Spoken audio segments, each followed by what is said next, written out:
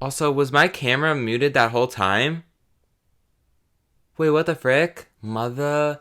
I thought that buying a really expensive microphone would make it so that never happens. What is going on? Anyways, welcome to a Patreon video for the month of August. Thank you for pledging. So, as I was saying when I was muted for some unknown freaking reason, I've been messing around with some camera settings because whenever I film in my room, I look extremely white and pasty, and it always I don't know, it looks so bad when I'm editing it and when the final video is up, and I don't know how to color grade videos. I thought that would be a feature with Final Cut Pro, and it is, but I'm not good enough at figuring that out. So if this video looks really weird and orangey or too yellowy, I'll try to work on it. And if it is really bad, I'll try to fix it in post. But looking at it now, it looks more chill. It looks warmer. It looks, I guess if I were to describe some of my videos, it looks extremely cold. I'm trying to think of the video that after I watched it and after I finished it, I was like, this looks, it's not even a bad video. It just looks terrible. Maybe it was the video of me watching my old videos from my channel from when 2011, but I just remember being why is it so ugly? And it was because it's just the settings on my camera. I remember forever ago the settings on my camera got jacked and I didn't know how to fix it. I still don't know how. We're screwed. Anyways, this week has been really crazy for me for a couple of reasons. First of all, I'm leaving for school in about 3 days, so we're on a real tight schedule with just getting things done, trying to pack for school, trying to plan mentally for school, but also trying to work ahead with my videos so that I won't have to immediately be thrown into trying to film stuff at school. I was planning on filming stuff 2 or 3 weeks before I left, but then the videos that I had planned sort of fell through or just weren't things I was passionate about. So then I had to write out 3, 4, 5 different videos and plan those videos. That took all of last week. And then this week, every single day, I was I'm going to film a video each day because I have Monday, Tuesday, Wednesday, Thursday, pack on Friday, leave on Saturday. And that gives me 4 or 5 videos that are going to be ready to be edited once I'm at school. But then on Monday, I had this weird thing where I sat down to film one of the videos, and for some reason, I was zombie mode because I had woken up at 9, got ready in the morning by 11 or 12 or whatever by the time I was ready to film, and I was exhausted. I filmed maybe 10 minutes of the video. I hated the way that I was coming across. There was no jokes that I was saying. I even had jokes that were planned for certain parts of the video. Didn't work out, and it was just a terrible video. And then I love the idea of the video. I feel if I execute it the right way, it could be a really great video, and it's something that I'm really proud of. Even just the script, the outline, I guess, for what I've written out seems really good, but I really don't want it to become not funny or me trying too hard, which is what happens when I'm really tired when I film a video. It's I just push way too hard or I don't push enough, and then the video is just really bad. And so then I filmed 10 minutes of that, and then I was sitting there so frustrated because I have to get this done. I guess it's not I have to get this done, but it's more if I don't get this done, I'm scared that because I don't know what my college situation is going to be. I don't know which days I'm going to have time to film or edit, or if I'm going to have to go home to do that, because at the same time, I don't know when my roommate's going to be in the room. I don't know when I'm going to have time for myself to have the room for an hour or two to film and get stuff done without worrying about bothering someone. That's my thing. I'm not worried about filming in school at all.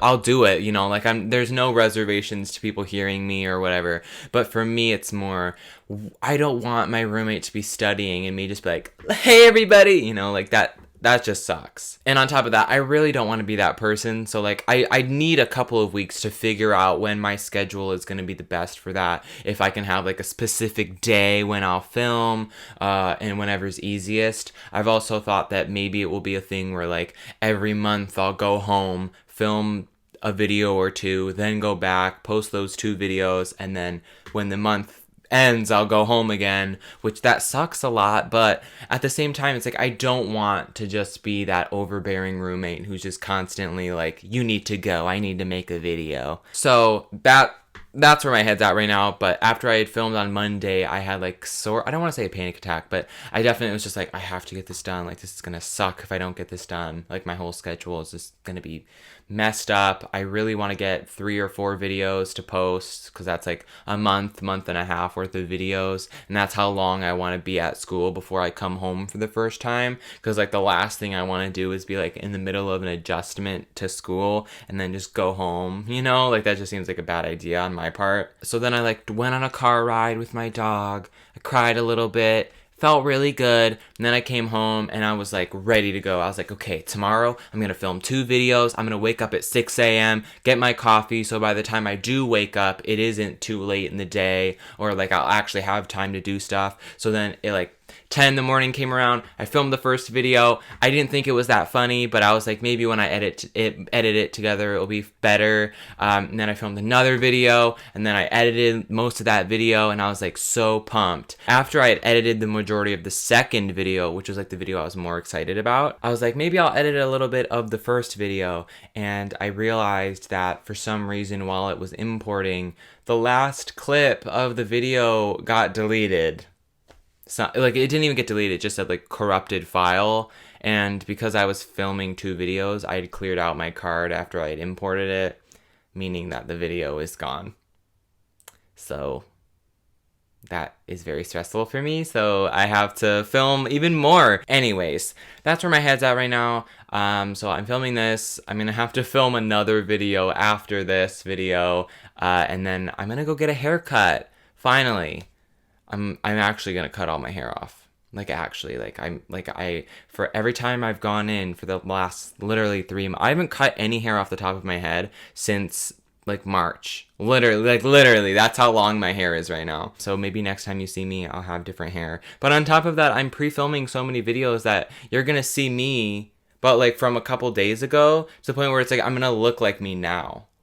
So like I'm gonna be like a new because I'm getting new glasses too. So like next time you see me, like I'm gonna be like, who is that? New hair, new glasses, college boy now. Like, who is that? I don't know. Anyway, so that's where my life's at. Yeah, that's what's going on. So I have a lot of things to do this week. I'm a little bit stressed out, but ultimately I'm excited to be at school.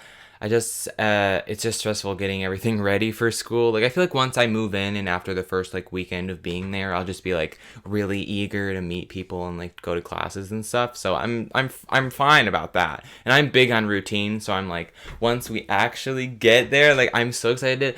Like, I'm so big on routine. Like, I love like walking to class. Like, the idea of that makes me excited. Like, oh, I'm gonna go to this class, and then I'm gonna go to this class, and then I'm gonna study, and then I'm gonna do this when I get back from that. Like, I don't know why. I love a good schedule. Anyways, screw all that, because we got something else to talk about today, and that is Cassandra Clare, and the fact that she sucks. She doesn't actually suck. She might. We're going to come to a conclusion by the end of this video, I assume. But yeah, that's what we're going to be talking about today. This was recommended by one of my $10 patrons. And I think I'm going to do it differently this month, where instead of asking for your requests at the first of the month, I'm going to start asking at like the middle of the month, where you can leave all your requests during the month whenever you think of them, because I feel like it's sort of a long turnover rate of like, give me an idea by tomorrow, you know what I mean? So sometimes they're not like tons of people have ideas or stuff. So I'm gonna do that differently. Probably after I post this video, I'll post the thing for you to request. So cool. So let's talk about Cassandra Clare. This has been something that I've been so eager to talk about because people ask me about it all the time, and it's been something that in the past I was very ignorant about, and I think as the last couple of months have gone by and as I've changed a little bit, I've looked further into it, but also finally formed an opinion about it rather than not doing that, which is something I had done for a very long time. And a lot of people ask me about it so much, and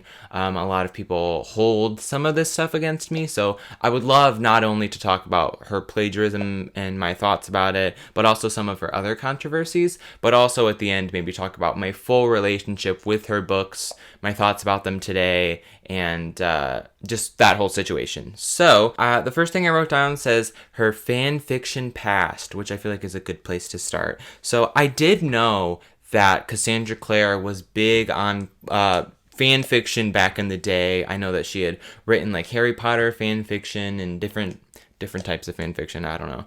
And for a very long time, I had always taken that as like, yeah, she wrote fan fiction, but I don't think that that's a direct parallel to her stealing other people's ideas or plagiarizing anything. Like in my head, I was like, maybe she took the seeds from those fan fictions and developed them and grew them to her own ideas, where comparing them side by side, even though they maybe started out the same thing, they had changed so much to the point where it's like, can I still say that this is the same thing? I knew that she had done fan fiction, but I had always seen it as she started out with these ideas. They had developed so much to the point where I didn't think it was entirely fair to hold what once was something to something that's completely different than it once was. Did that even make sense? But that never bothered me, and I never denied that. I denied some of the plagiarism things, like saying like she stole from Harry Potter, and that is a little bit ridiculous to me, because I do think when you hold the two properties side by side, they're very, very different.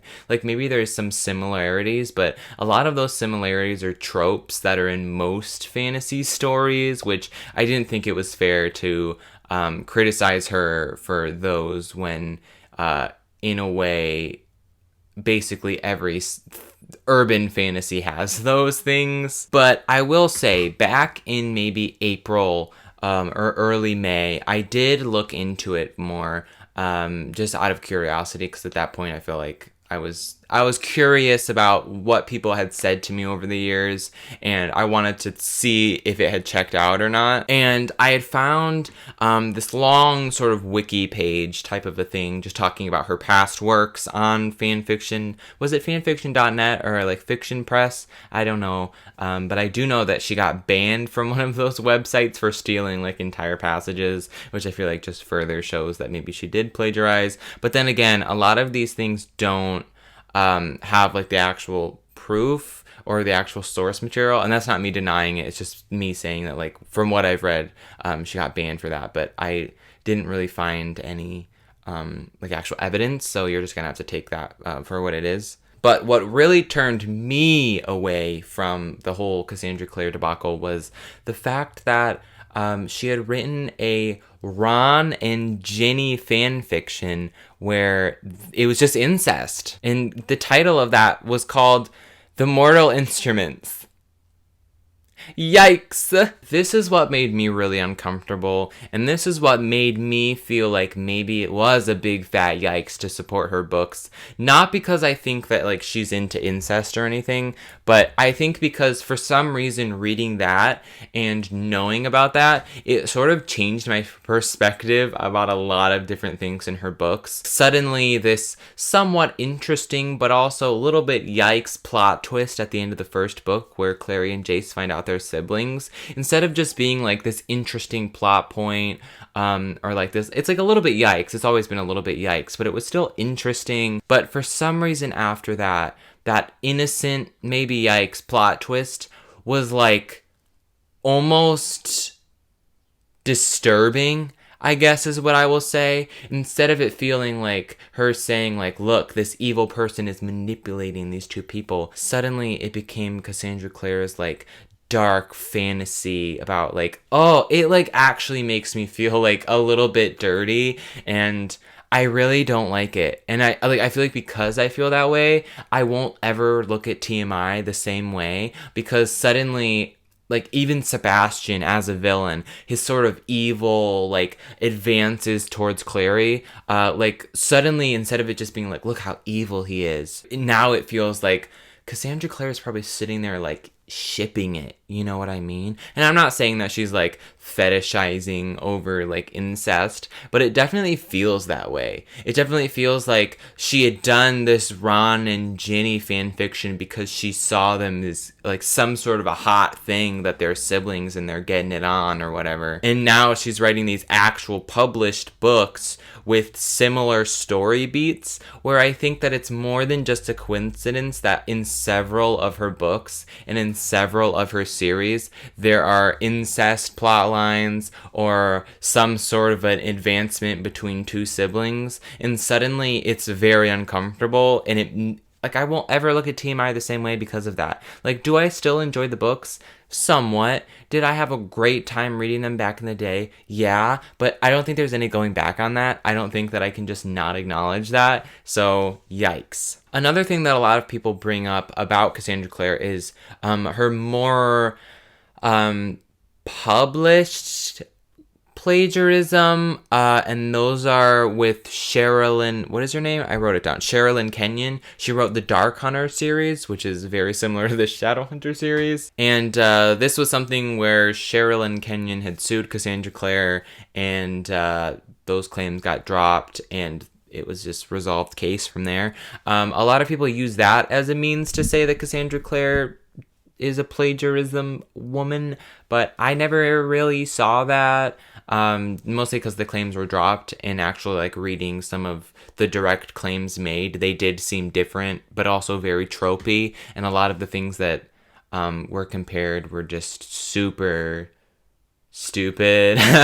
And so for years, whenever people would bring up like Cassandra Clare's plagiarism, like, I thought that people were just taking this lawsuit, which didn't even go anywhere in the first place. I thought they were just taking that out of context. So whenever somebody would be like, Cassandra Clare's plagiarism, I would just brush that off, because, like, no, she didn't. Like, look, it got dropped, you know? So that was sort of my defense for a long time about that. But I never really looked into, like, her actual start with Harry Potter and stuff. But that still doesn't bother me. Maybe if I did read the original versions of them, which I don't believe exist anywhere. I've tried to find them, and I've tried to read them, but they just never come up. If I could read those, and if, like, it was shockingly similar to her published work, or if there were big parallels, maybe I would be a little bit more hesitant to it, or a little bit more cautious with it, but I don't really feel that. But then again, if somebody has read the full story, or if somebody has claimed to have read the full story, and they said that it's very similar, then maybe,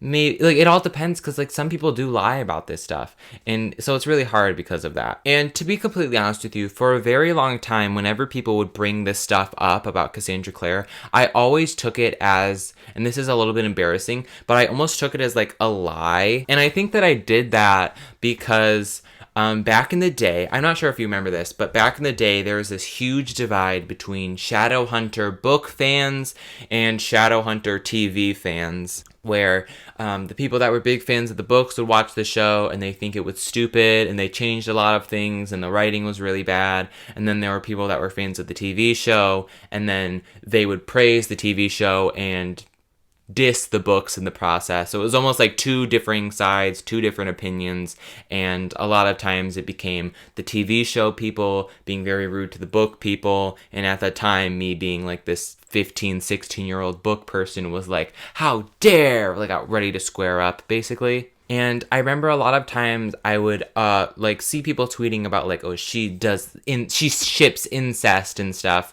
which in my head was her, like, them just saying, like, oh, there's an incest plot line that gets dropped, like, the next book or whatever, like, not a big deal. Like, that's what I thought they were mentioning. I never thought they were talking about an entire fan fiction she had written back in the day. Like, that's why I think I denied it for so long, was because it was like, she doesn't ship incest. This is like a plot point that's shocking at the end of one book, and then the next book it's resolved and everything's fine, you know? Like, there's a couple yikes moments, but for the most part it seems fine. So I disregarded that, but then people would be like, oh, she does plagiarism, and then I would look at Sherilyn Kenyon and how that was dropped and how it was a little bit ridiculous, and then I would be over it. I'd be like, oh, they lied, that's stupid, they're just trying to find reasons to dislike the books, and because of all of that, I think I just denied it all for a long time, because I thought I had known the answers. I thought that I had known that, like, Clary and Jace being a couple isn't shipping incest. It's just a plot twist that gets resolved, you know? Like, yeah, it's yikes, but it's fine now. Like, 4 books later, they're just a couple, and it's not an issue, you know? It's just, like, a little bit of a yikes thing in a book, and then it's fixed. So that's why, for the most part, I disregarded most of what people had said about her books for a long time. Not because I was, like, some blind fanboy, but because the way that it was always brought up was always very disrespectful. Instead of just saying like, here's what she did, here's why this is wrong, it always felt like she likes incest.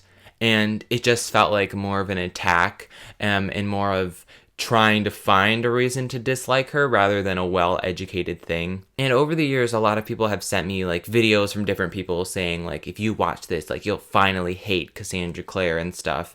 And I think what's very interesting about that is the fact that I first read, and this shocks me all the time, but people bring up like a lot of books that I had read and fallen in love with from back in the day, or series I've talked about for a long time, and they a lot of times use those things to like almost disregard my opinion or invalidate my opinion, which is completely fine. I totally respect that. If that's what you think, that's fine. But I do think it's interesting because when I read Cassandra Clare's books, I first read City of Bones when I was 12 years old.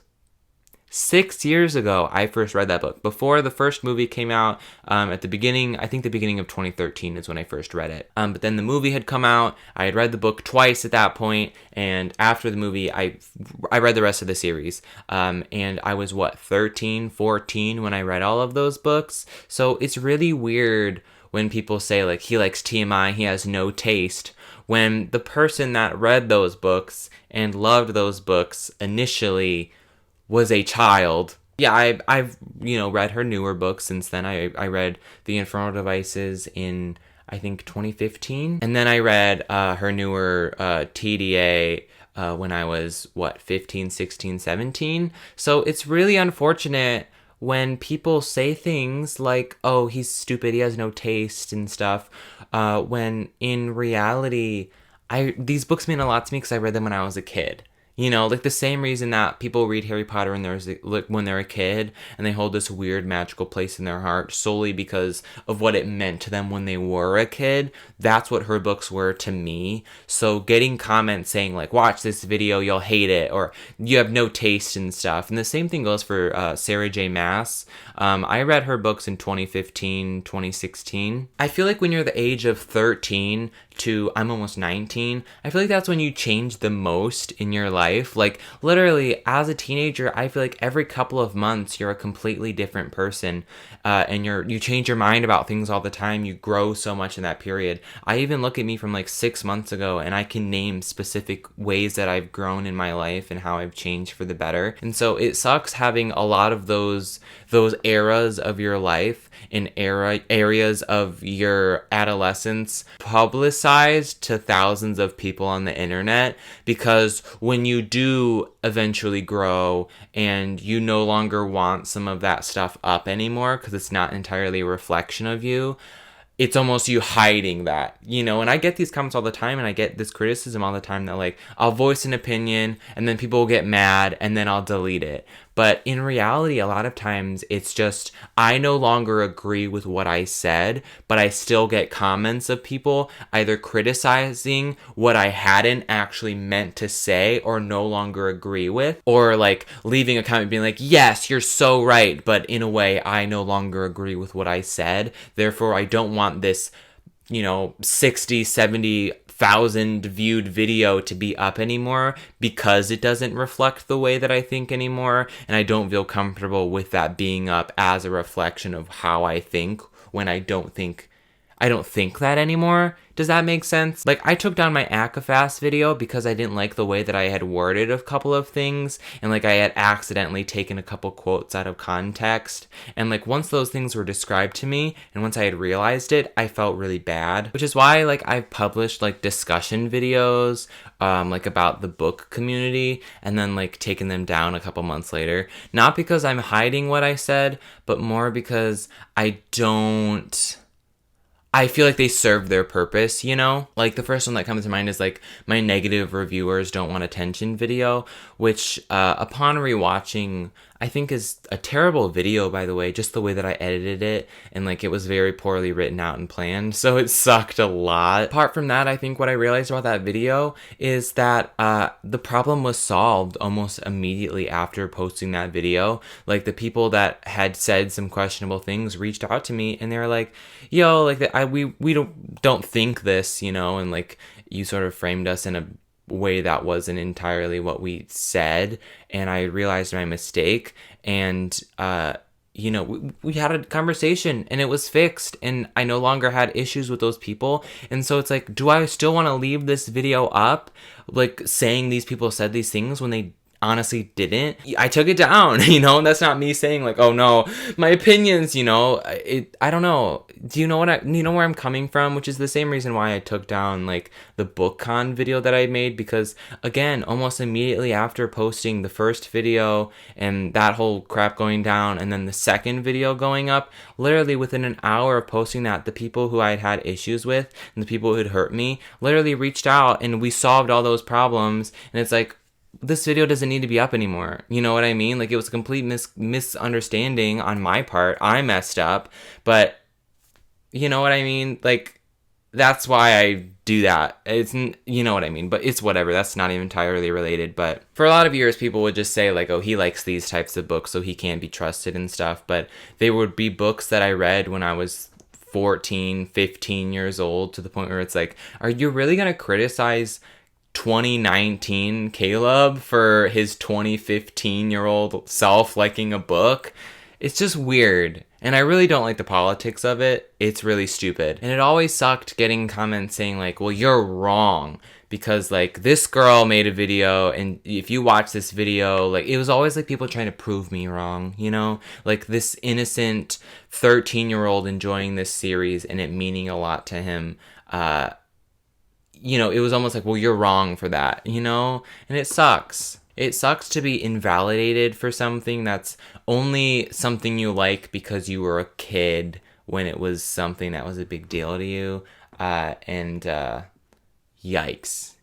Sorry, I got a phone call, so I don't know what I was just talking about, but I'm just gonna try to continue as best as I can. As for my relationship with Cassandra Clare now, I would say for the most part, it's not really existent. And that's not me just backtracking on my years of adoration at all. I still have a special place in my heart for those books. I don't know if I plan on rereading them because I'm really scared of not liking them, because early this year I was rereading City of Ashes and I was not enjoying it, and so I just stopped reading it because I wasn't having a good time. So I'm just really scared that all of the books are going to be like that. And so like, you can take that for however you want to say, like, oh, he doesn't like these books anymore, if like maybe I was just in a weird reading mood, or maybe City of Ashes is just a really freaking bad book and that's why, because it is a bad book. But I don't plan on buying any of her new books either.